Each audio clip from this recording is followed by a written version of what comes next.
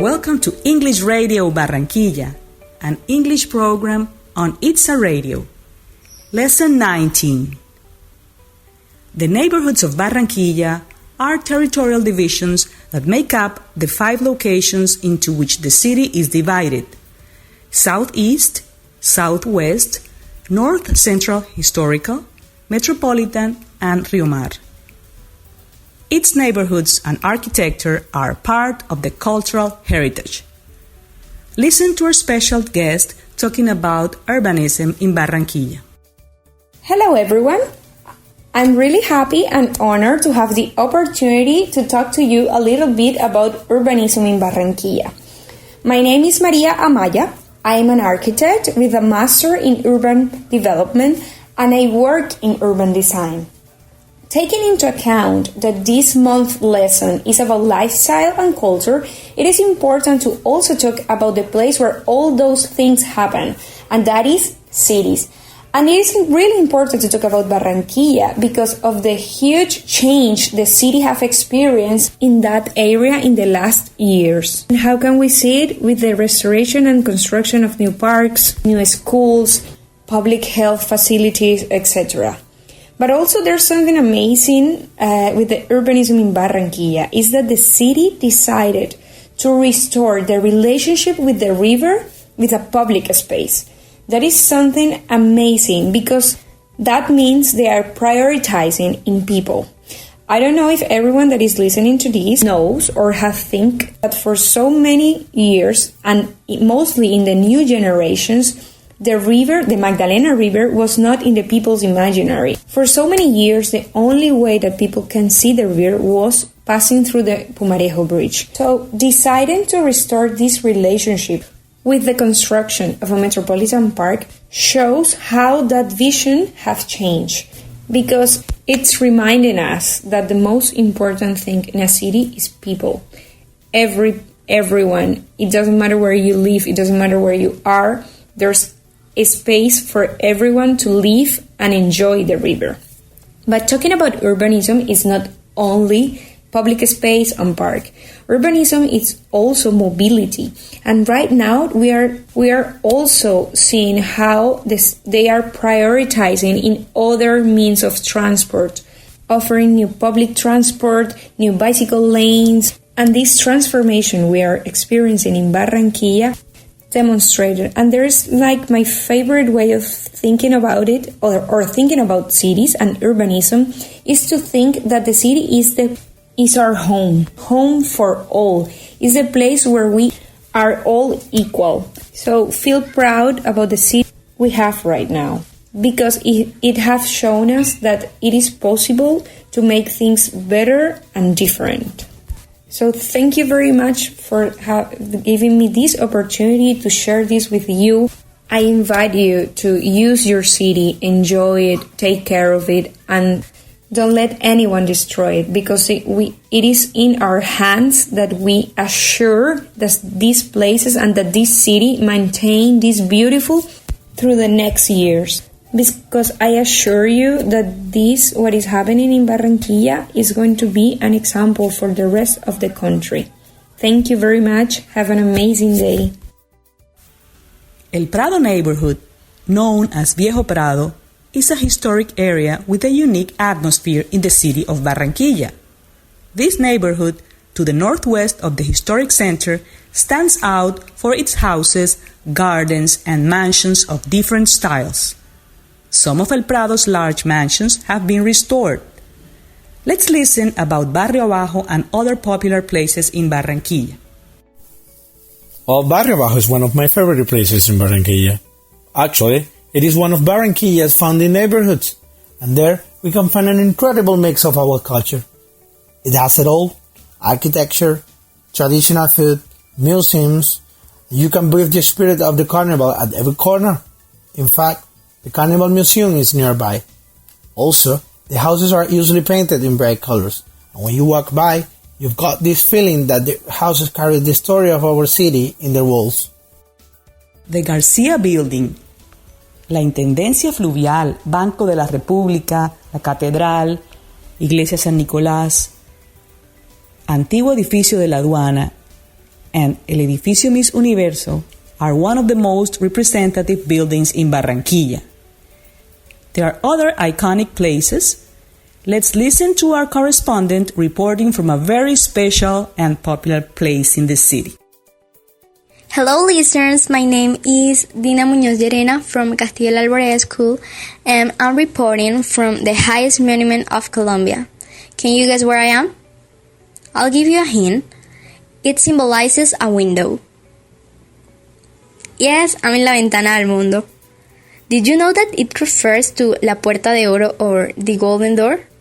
But now it has a new meaning, the fusion between industry and the urban. This wonderful masterpiece is a product of an urban art contest in social media organized by the brand Tecnoglass, a glass company. There were 100 proposals from all over the world, and the winner was an architect from Barranquilla called Diana Escorcia. Among the 80 tons of glass used, there is one print that tells the story of Barranquilla, highlighting the first episodes of the country, like the first boat, the first plane, the first radio station, and newspaper. If you haven't come yet, you definitely do so. It is located on 110th Street on Circunvalar Avenue. Here you can take beautiful photos and chill out with your friends for a while. This kind of work makes us feel more proud of our city. I hope you come soon. Did you know Barranquilla's architecture was built almost entirely in the 20th century? Among the most valuable examples of modern architecture in the city includes the National Building. During the last years, a dynamic transformation has been taking place in the northern city sector of Barranquilla. Shopping malls, tower buildings, gated communities, parks, among others. Barranquilla is known as the Golden Gate, a name that evidences what the city has become. Let's listen to a Barranquillera living abroad talking about one of the most important places in the city. Hola, bienvenidos. Hello and welcome. My name is Maria Virginia Garcia. I am honored to share this space with you. It is my hope that this will be the first of many lessons we will be able to share. Today, I will be talking about the Malecón. Designed from an urban, practical, and modern identity perspective, the Gran Malecón in Barranquilla was born from the need to reestablish the relationship between the city and the Magdalena River, a link that had been lost and is a key element for the social, cultural, and economic development of one of the most important cities in Colombia. The river that surrounds Barranquilla is the most important in Colombia. Located in the northern part of the country, Barranquilla is considered the cradle of the Colombian Caribbean identity, in large part due to its location near the delta of the Magdalena River. This great work of Colombian architecture is the responsibility of Diseños y Conceptos, with its leading architect, Ricardo Vives Guerra. Everything is designed from the functionality and social purpose. For Vives Guerra, inspiring people of Barranquilla to live the river was fundamental for the success of this project. All of the gardens and plazas are made up from diagonals. The design principles show visitors the river's richness and the Isla Salamanca Natural Park located across the river. Some places direct your view toward the city to discover the cosmopolitan side of Barranquilla. The citizens of Barranquilla were not used to observing the skyline, basically because there was no place to appreciate it. That has changed with the Gran Malecón.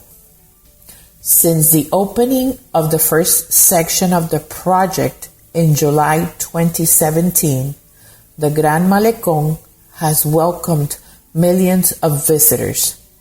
It has brought its visitors meeting places, workout spots, bird watching stations, phone charging totems, spontaneous breakdancing battles, and folkloric shows or simple decks for contemplating the river. I will make sure that this is the first place that I visit when I return to my beloved Barranquilla. Let's listen to Paola Larios, an urban planner from Barranquilla, talking about the importance of its architecture and landmarks. Barranquilla is a unique city in Colombia because it has two urban centers recognized as material heritage. We have the historic center, the place where the city was born, and the sector made up of the Prado, Altos del Prado, and Bellavista neighborhoods, which emerged from the 20s in the last century. In addition to this, the city has a sector declared local heritage for its intangible wealth, famous for its gastronomy, its dances, its music, its arts, and above all, because the Barranquilla Carnival takes place there, which is an event that gives recognition to the city throughout the world. Barranquilla is fortunate to host in its streets beautiful buildings that are a sample of the different architectural styles that Colombia has had.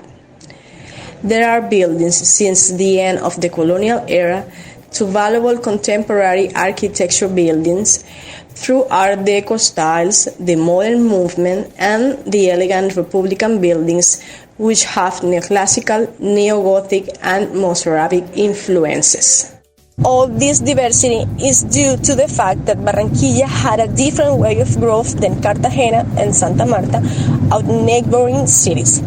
It is an aspect that should make us feel proud as a Barranquilleros and that projects us as a cosmopolitan city not only in the Caribbean but in Colombia as a whole. Did you know that when Barranquilla was established as a city, it only has 3 neighborhoods? Yeah, that's right. Barrio Arriba, Barrio Abajo, and Downtown or Centro. Where the Centro or Downtown was where it all begins. A couple of 100 years ago, the first inhabitants of Barranquilla decided to establish their village here due to the strategic location that this corner of the Caribbean Sea and the Magdalena River had to offer. The natural abundance made them establish and create their first establishments here until the Spanish arrived. When this mixture of cultures happened, the urban landscape of Barranquilla started to change as the colonial architecture took over. Well, after a few years of development, the city started to expand itself due to the Magdalena channels. So the commerce, the economy boosted, and Barranquilla started to attract a lot of immigrants from all over the world and different parts of Colombia. So the center was expanding into 2 new neighborhoods, Barrio Arriba and Barrio Abajo. They were also called like this due to the river. So it was Barrio Arriba del Río y Barrio Abajo del Río. Or in English, up the river and down the river. Did you know that Barrio Arriba was the wealthiest neighborhood in Barranquilla before? Nowadays we know this as San Roque and Rebolo, but before, it was when the first businessmen established their companies and big mansions. Today you can still see some of those things, but they are under restoration and some of them are really seeking for need to be intervened.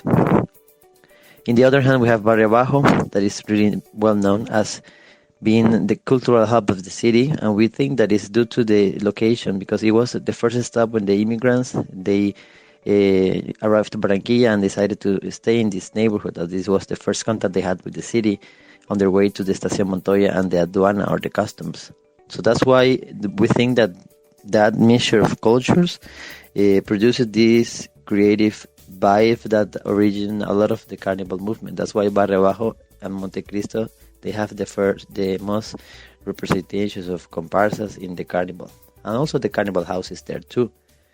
Talking about Montecristo, well, this was the first urban invasion of the city back in 1914. This was like a finca and it was invaded. It was called the Cueva de Montecristo. But We also have a good example of urbanization, such as the Urbanización del Prado. Actually, this year, on March the 12th, we celebrated the first century of the creation of the Compañía Urbanizadora del Prado.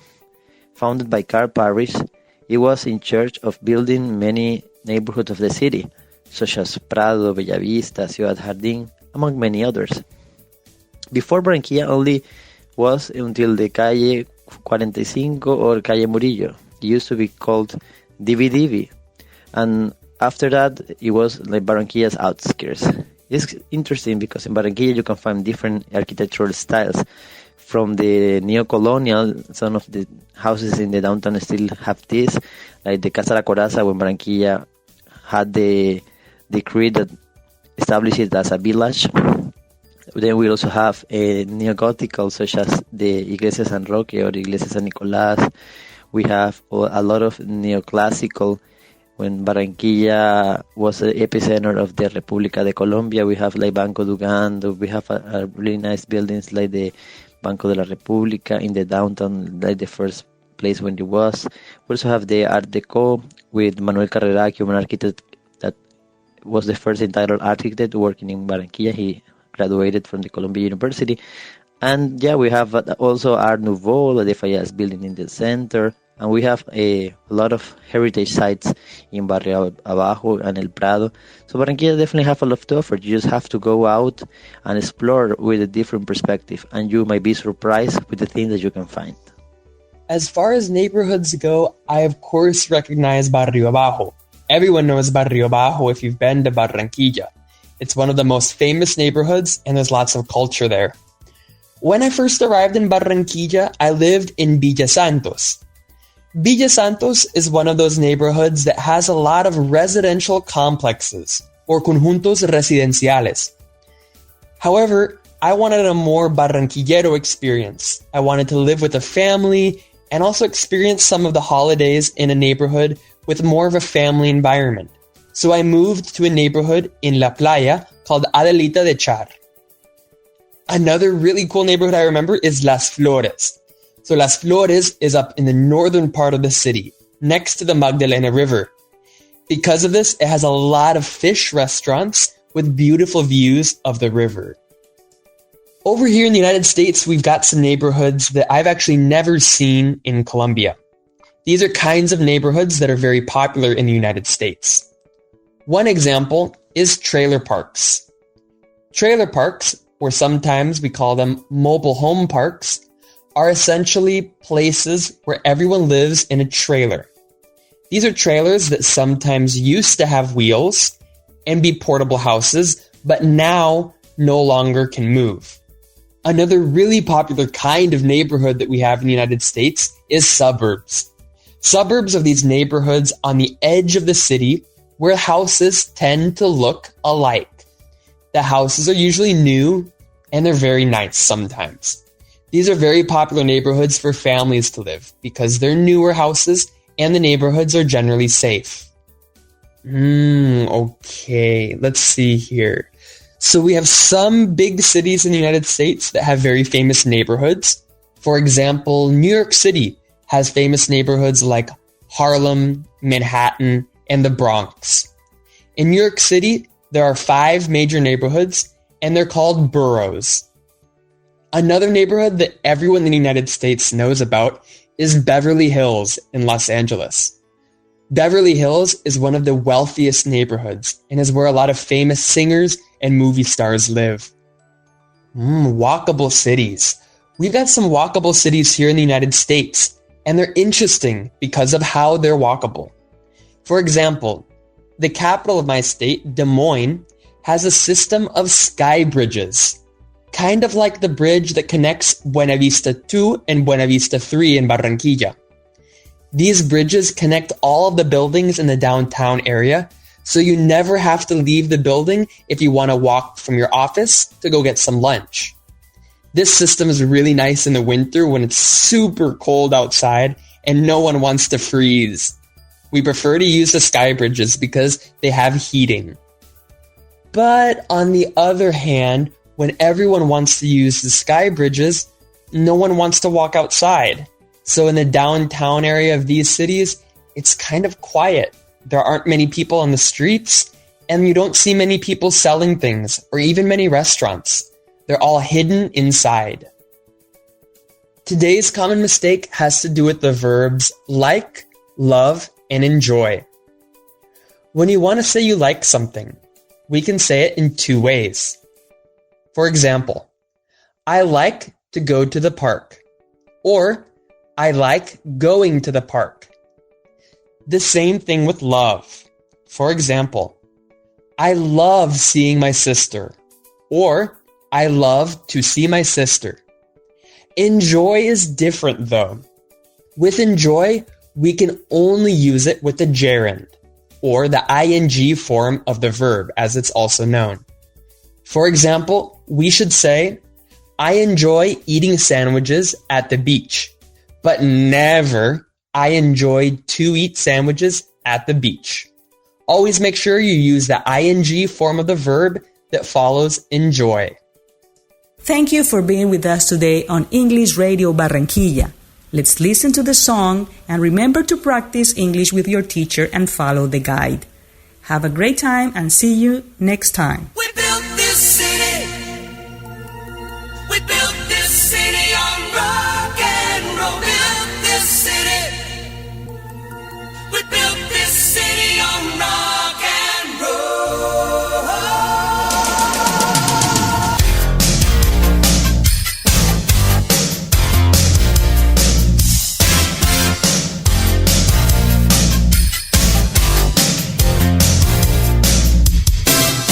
Say you don't know me, I recognize my face. Say you don't care who goes to that kind of place.